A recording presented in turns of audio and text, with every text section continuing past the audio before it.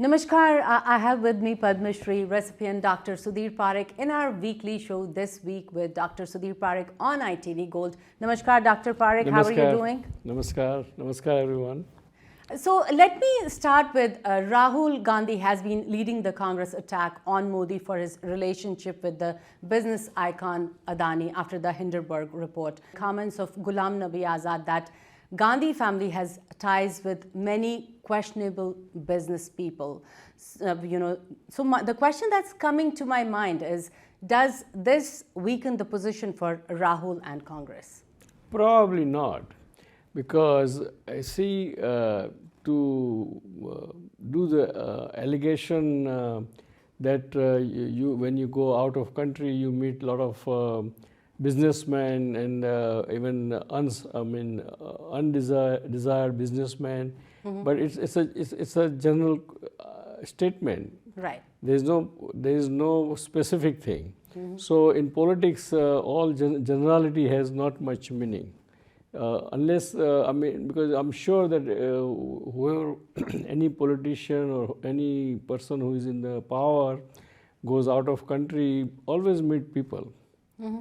And so we don't know what is that allegation is all about. Right. So unless you know more specific, I think it will not dilute whatever he is demanding, So, Dr. Parikh, last week we saw this Kiran Reddy and Anil Anthony join BJP from Congress, and now Sachin Pilot, he is revolting against Ashok Gehlot in Rajasthan. So is Congress still in self-hurting mode, or will they get their act together? It's both things, So those who wanted to quit the Congress and wanted to join BJP, whatever reason is, whether they are not happy with the Congress working, or they are not happy with the how they were treated in the Congress. For example, Sindhya wanted to be chief minister, but because of Kamal Nath, he never got a chance to become chief minister, so he was getting restless, just like Sachin Pilot is getting restless against Gehlot. So I think it's the both ways. And in politics, those party, whenever the party is in the power, always is like a magnet. It always attracts people, because in politics, at the end of the day, particularly in the Indian politics, people are always calculating what's for me, and it's like more like a profession than public service. It's unlike USA. Right. In USA, most of the congressmen and particularly senators, they are multi-millionaire, and they are not there to make money. Right. They are there to just serve the people. Right. While in India, of course, politicians like Prime Minister and those people are really very clean, and they always serve the people, and their intention is very good. But other majority of the other people in all the parties, they enter in the politics to make a career out of politics. Right. So that's two different things. So in India, you see this Ayaram Gayaram from the one party to another is very common. Now it's actually less, because now they have rules that if you do certain things in certain time, then you have to resign in order to do the Ayaram Gayaram.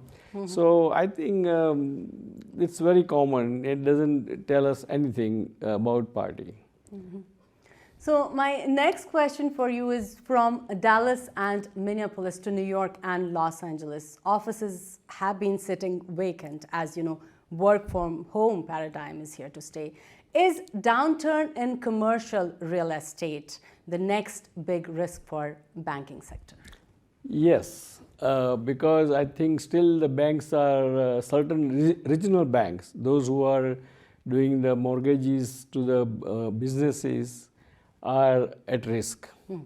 And I would not be surprised that next month or this month we may hear that another 3-4 banks are in trouble because of either their inability to switch their investment, or inability to or they did a risky lending, or because of the other two banks failed last month, lot of depositors they switch from regional bank to their money into the large brokerage bank like Morgan Stanley and Bank of America, and there are a huge bank which is it's what you call is too big to fail.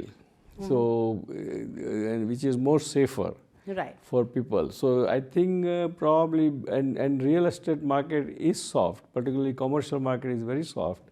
And look at this, even New York City, even the people are coming back to work and so forth, still 50% of the spaces are empty, and they are not buyer and taker. So I think there will be a recession in later part of this year, and only thing we have to see whether recession will be deep and painful or it will be soft and painless. So, Dr. Parikh, a U.S. job report was released last Friday, and the U.S. economy added 236,000 jobs in March, showing that, hiring remained robust. And the unemployment rate currently stands at 3.5%, and wages increased by 0.3% on the month and 4.2% from a year ago.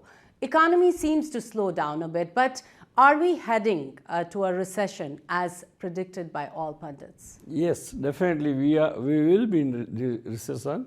Only thing is we have to see whether it's a soft, a shallow recession or is a deep recession. Most likely it will be shallow recession because of all the data. Still, I think next month Reserve Bank will raise the rate to another 0.25% and make it bring it down recession more. Right. Because otherwise their goal is to raise the interest rate up to Fed rate up to the 5.5%. And if they do that, it means in practice any lending money is at 7.5%. So that is very expensive money to borrow. And that makes all the businesses have a problem. So, and now you can see that all large corporations are cutting down their staff. They are not. They are cutting down their kind of discretionary expenses, and they are watching their books. So I think recession is definitely certain. Hopefully, it should be shallow and painless recession. Basically, Governor Phil Murphy has signed an executive order which prioritizes skills and work experience over, college degrees in some state jobs. So my question is, do you think it's a good move? I think so, because what he's trying to do is he's trying to make more people eligible for work. Because sometimes, the person who is a great electrician or great technician may not have a certified degree. So I think that's a good thing, because a lot of people have a lot of skill in the work, different work, but they don't have real formal education, or they are migrated from the other countries and they have degree in other country, their own home country. But they may not have a degree here. That doesn't mean they do not know their skill. So I think what Phil Murphy is trying to do is trying to make sure that there is enough people in the market and looking for job.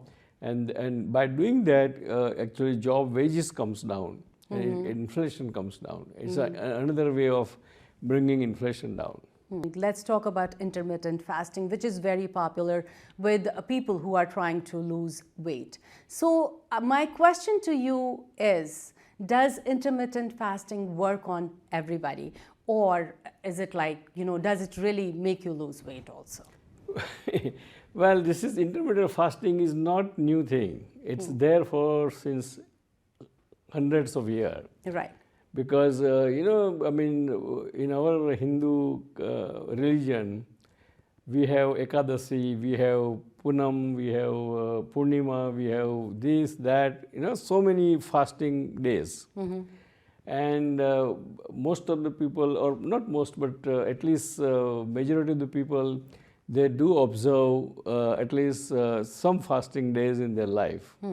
So, of course, when you do intermittent fasting, or you do twice a week fasting, or you do every other day fasting, or whatever, obviously your calorie intake will be less. Right.